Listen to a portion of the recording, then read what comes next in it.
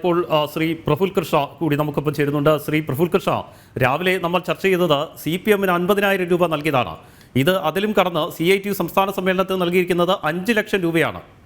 എങ്ങനെ പ്രതികരിക്കുന്നു? അത്യന്തം ഗുരുതരമായിട്ടുള്ള സാഹചര്യമാണ്. CPM-ന്റെ പ്രാദേശിക ഓഫീസ് ഉണ്ടാക്കാൻ ടൂറിസം വകുപ്പ് പണം നൽകുക, അതുപോലെ തന്നെ CITU പോലുള്ള സംഘടനകൾക്ക് പണം നൽകുക. ഇതിപ്പോ ഈ രണ്ട് വിവരങ്ങളാണ് പുറത്തു വന്നത് എങ്കിൽ SFIക്ക് പണം കൊടുത്തിട്ടുണ്ടാകും, DYFIക്ക് പണം കൊടുത്തിട്ടുണ്ടാകും. സർക്കാർ സാധാരണക്കാരന്റെ നികുതി പണമാണ് ഇത്തരത്തിൽ CPM-ന്റെ പോഷക സംഘടനകൾക്ക്, അതുപോലെ തന്നെ പാർട്ടിയുടെ ലോക്കൽ കമ്മിറ്റി ഓഫീസുകൾ നിർമ്മിക്കാൻ കൊടുക്കുന്നത് എന്ന് പറയുമ്പോൾ എത്ര ഗൗരവകരമായിട്ടുള്ള സാഹചര്യത്തിലൂടെയാണ് കേരളം കടന്നുപോയിക്കൊണ്ടിരിക്കുന്നത്. ഇവിടെ പട്ടിണി കിടക്കുകയാണ് ആളുകൾ. ഇവിടെ വികലാംഗന്മാർക്ക് മാസങ്ങളായി പെൻഷൻ കിട്ടാതെ ആത്മഹത്യ ചെയ്യേണ്ട സാഹചര്യം ഉണ്ടാകുന്നു. ഇവിടെ കർഷകന്മാർ അവർക്ക് ജീവിക്കാൻ വകയില്ലാതെ ആത്മഹത്യ ചെയ്യുന്ന സാഹചര്യം ഉണ്ടാകുന്നു. ക്ഷേമ പെൻഷനുകൾ വിതരണം ചെയ്തിട്ട് മാസങ്ങളായി. ഇവിടെ മറിയാമ്മ ചേട്ടത്തെ പോലുള്ള ആളുകൾ പിച്ചച്ചട്ടിയെടുത്ത് തെരുവിൽ തെണ്ടാനിറങ്ങേണ്ട സാഹചര്യം ഉണ്ടാകുന്നു. ഇത്രയും ഗുരുതരമായിട്ടുള്ള സാഹചര്യം കേരളത്തിൽ നിലനിൽക്കുമ്പോൾ കനത്ത സാമ്പത്തിക പ്രതിസന്ധിയുടെ പേര് പറഞ്ഞ് ഉച്ചഭക്ഷണ കഞ്ഞിക്ക് പണമില്ല, അതുപോലെ ഒരു അടിസ്ഥാനപരമായിട്ടുള്ള ഒരു വികസനത്തിനും പണം നീക്കി വെക്കാൻ സാധിക്കുന്നില്ല. ട്രഷറികൾ വലിയ അനിശ്ചിതത്വത്തിലേക്ക് പോകുന്നു. ഇവിടെ പോലീസ് ജീപ്പുകളിൽ ഡീസൽ അടക്കാൻ കാശില്ലാതെ പോലീസ് ജീപ്പുകൾ കട്ടപ്പുറത്ത് കയറ്റിയിട്ടിരിക്കുന്നു. ഷീറ്റ് ടാക്സികൾ ഓടുന്നില്ല. ഇത്രയും ഭയാനകമായിട്ടുള്ള സാഹചര്യം, കനത്ത സാമ്പത്തിക പ്രതിസന്ധി പറഞ്ഞുകൊണ്ടിരിക്കുമ്പോഴാണ് CPM-ന്റെ പോഷക സംഘടനകൾക്ക് സമ്മേളനം നടത്താൻ പണം കൊടുക്കുന്നത്. ഇത് ആരുടെ പണമാണ്? ഇത് പിണറായി വിജയന് സ്ത്രീധനം കിട്ടിയ പണമല്ല, ഇത് മുഹമ്മദ് റിയാസിന് സ്ത്രീധനം കിട്ടിയ പണമല്ല, ഇത് സാധാരണക്കാരുടെ പണമാണ്. ഇവിടുത്തെ ഓരോ കേരളത്തിലെ 3.5 കോടി ജനങ്ങളുടെ നികുതി പണമാണ് ഇത്തരത്തിൽ CPM തോന്നിവാസം കാണിച്ചുകൊണ്ടിരിക്കുന്നത്. ആ നികുതി പണം ഉപയോഗിച്ചുകൊണ്ടാണ് ഇവർ ധൂർത്ത് കാണിച്ചുകൊണ്ടിരിക്കുന്നത്. ഇവർ ഇത്തരത്തിലുള്ള തോന്നിവാസങ്ങൾ കാണിക്കുന്നത്. ഇത് അംഗീകരിക്കാൻ വേണ്ടി സാധിക്കില്ല. സമസ്ത മേഖലകളിലും ഇത്തരത്തിൽ അനാശാസ്യകരമായിട്ടുള്ള പ്രവണതകൾ നടക്കുകയാണ്. ഇവിടെ സംസ്ഥാന സർക്കാരിന്റെ ഇന്നിപ്പോ കേന്ദ്രം കൃത്യമായിട്ട് കോടതിയിൽ ബോധിപ്പിച്ച കണ്ടോ, ഇവിടെ സാമ്പത്തിക രംഗത്ത് ഒരു തരത്തിലുള്ള നിയന്ത്രണവുമില്ല. സംസ്ഥാന സർക്കാരിന്റെ സാമ്പത്തിക ദുർവ്യയമാണ് സംസ്ഥാന സർക്കാരിന്റെ ഇത്തരത്തിലുള്ള സാമ്പത്തിക പ്രതിസന്ധിക്ക് കാരണമെന്നാണ് ഇത് സുപ്രീം കോടതിയിൽ കേന്ദ്രം പറഞ്ഞിരിക്കുന്നത്. അപ്പോ ഇത്തരത്തിലുള്ള സാഹചര്യത്തിലേക്ക് പോകുന്ന സമയത്ത് ഇത്തരം വാർത്തകൾ കേൾക്കുന്നു. ഞാൻ രാവിലെ തന്നെ സൂചിപ്പിച്ചതാണ്, ഊരാളുങ്കൽ ലേബർ കോൺട്രാക്ട് സൊസൈറ്റിക്ക് ഇവിടെ കർഷകൻ ആത്മഹത്യ ചെയ്ത ദിവസം കൊടുത്തത് 50 ലക്ഷം രൂപ വൈദ്യുത അലങ്കാരങ്ങൾ വെച്ച് പിടിപ്പിക്കാൻ തിരുവനന്തപുരത്ത് വെച്ച് കൊടുത്തിരിക്കുന്നു.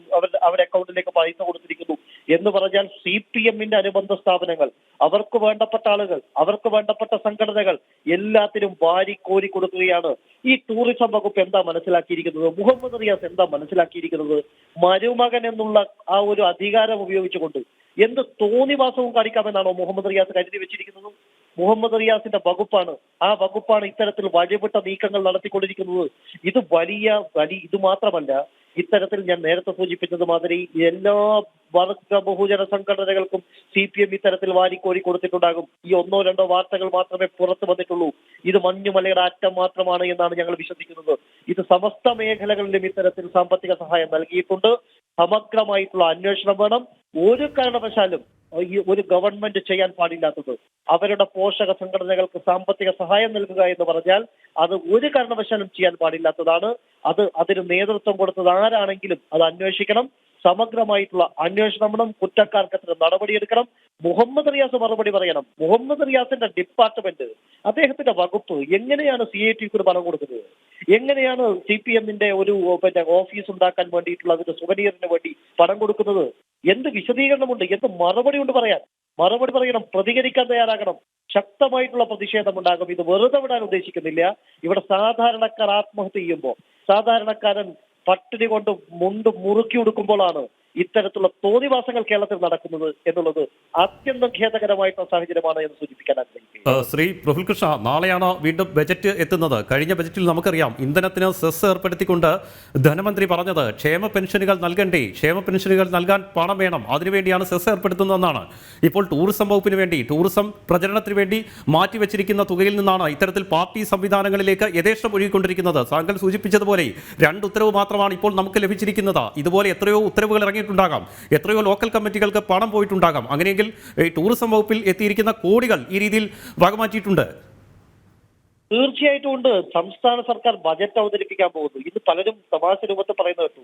5 നയാ പൈസ നീക്കിയിരിപ്പില്ലാത്ത സർക്കാർ എന്ത് ബജറ്റ് അവതരിപ്പിക്കാനാണ്? ഈ കേരള സംസ്ഥാന സർക്കാരിന്റെ ബജറ്റ് എന്ന് പറയുന്നത് പരിഹാസ്യമായിട്ട് മാറിക്കൊണ്ടിരിക്കുകയാണ്. എന്ത് ബജറ്റാണ് ഇവിടെ ധനകാര്യമന്ത്രി KM ബാലഗോപാൽ അവതരിപ്പിക്കാൻ വേണ്ടി പോകുന്നത്? ഇവിടെ സംസ്ഥാന സർക്കാർ ഇപ്പോഴും പറഞ്ഞുകൊണ്ടിരിക്കുന്നത്, മന്ത്രിമാർ ആവർത്തിച്ച് പറയുന്നത് കേന്ദ്രം സഹായിക്കുന്നില്ല എന്നാണ്. ഇന്ന് വളരെ കൃത്യമായി കോടതിയിൽ തന്നെ പറഞ്ഞിട്ടുണ്ട്, ഏറ്റവും കൂടുതൽ റവന്യൂ ഡെഫിസിറ്റ് ഗ്രാന്റ് കിട്ടിയിരിക്കുന്ന രണ്ടാമത്തെ സംസ്ഥാനം കേരളമാണ്. കടമെടുപ്പ് നിർബാധമായിട്ട് ഒരു തരത്തിലുള്ള വിവേചനവും കേരളത്തോട് കാണിച്ചിട്ടില്ല. അതുപോലെ തന്നെ ഇവിടെ സാമ്പത്തികമായിട്ട് കൊടുത്തിരിക്കുന്ന പ്രപ്പോസലുകൾ, കേന്ദ്രത്തിന് മുന്നിൽ വന്നിരിക്കുന്ന എല്ലാ പ്രപ്പോസലുകളും വളരെ കൃത്യമായിട്ട് തന്നെ അത് ഫണ്ട് അനുവദിച്ചിട്ടുണ്ട്. അപ്പൊ സംസ്ഥാന സർക്കാരിനെ അവഗണിക്കുന്നു എന്ന് പറയുന്നത് പച്ചക്കള്ളമാണ്. ഇവിടുത്തെ ധനപ്രതിസന്ധിക്ക് കാരണം ഇത്തരത്തിലുള്ള തെറ്റായ നീക്കങ്ങളാണ്. മുഖ്യമന്ത്രിക്ക് ഇത്തരത്തിലുള്ള ധൂർത്തിന് ഒരു തരത്തിലുള്ള പഞ്ഞവും ഇല്ലല്ലോ. മുഖ്യമന്ത്രിക്ക് 50 ലക്ഷം രൂപയുടെ തൊഴുത്തുണ്ടാക്കാമല്ലോ. മുഖ്യമന്ത്രിക്ക് ലക്ഷങ്ങൾ കൊടുത്ത് സ്വിമ്മിംഗ് പൂൾ പണിയാമല്ലോ. മുഖ്യമന്ത്രിക്ക് 1 കോടി രൂപ 1.5 കോടിക്കടുത്തുള്ള ബസ് വാങ്ങിക്കാമല്ലോ.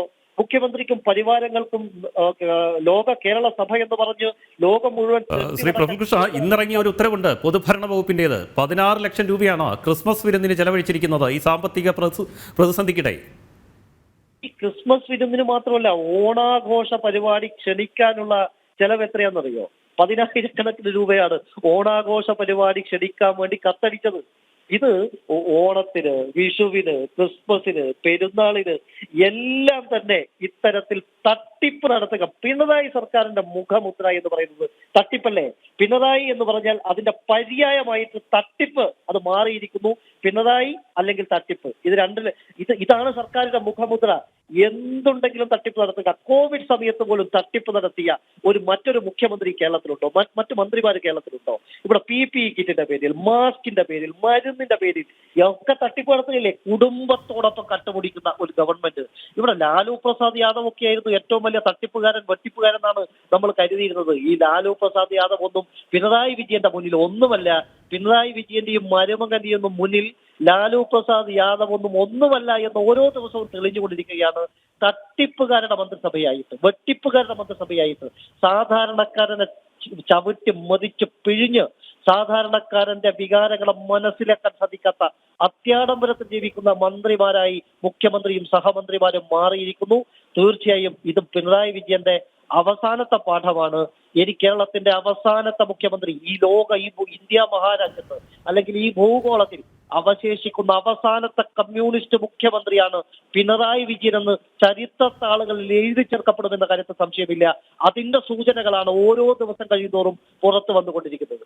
ശ്രീ പ്രഫുൽകൃഷ്ണ, ഈ വിഷയത്തിൽ ഏതായാലും ശക്തമായ പ്രതിഷേധം ഉയർന്നു വരേണ്ടത് യുവജന സംഘടനകളിൽ നിന്ന് തന്നെയാണ്. യുവമോർച്ച ഈ വിഷയത്തിൽ ശക്തമായ പ്രതിഷേധം സംഘടിപ്പിക്കുമെന്ന് തന്നെ കരുതട്ടെ. തീർച്ചയായിട്ടും ശക്തമായ പ്രതിഷേധങ്ങൾ ഉണ്ടാകുമെന്ന് മാത്രമല്ല, നിയമപരമായിട്ടും ഈ വിഷയത്തിൽ ഈ പിണറായി വിജയൻ ഒരു ഒളുപ്പൊക്കെയുള്ള ആളുകൾക്കാണ് സമരങ്ങളൊക്കെ കണ്ടിട്ട് കുറച്ചെങ്കിലും ഒക്കെ ഒരു കുറച്ചിൽ തോന്നുക. പിണറായി വിജയനെ സംബന്ധിച്ചിടത്തോളം ആ ഉളുപ്പ് എന്ന് പറയുന്ന ഒരു വാക്ക് അദ്ദേഹത്തിന് ഒരു കാരണവശാലും അത് ഇല്ലാത്തത് കൊണ്ട് തന്നെ സമരങ്ങൾ കൊണ്ടൊന്നും ഒരു കാര്യമില്ല. ഇവിടെ സമരങ്ങൾ മാത്രമല്ല, സമരങ്ങളോടൊപ്പം തന്നെ നിയമപരമായിട്ട് കോടതിയിൽ ഈ വിഷയത്തെ ചോദ്യം ചെയ്യേണ്ടതുണ്ട്.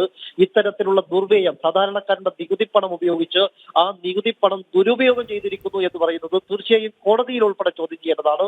നിയമപരമായ കാര്യങ്ങളിൽ കൂടി യുവമോർച്ച ആലോചിക്കുമെന്ന് ഈ സമയത്ത് സൂചിപ്പിക്കുകയാണ്. വളരെ നന്ദി ശ്രീ പ്രഫുൽകൃഷ്ണ ഈ സമയം പ്രതികരിച്ചതിനായി.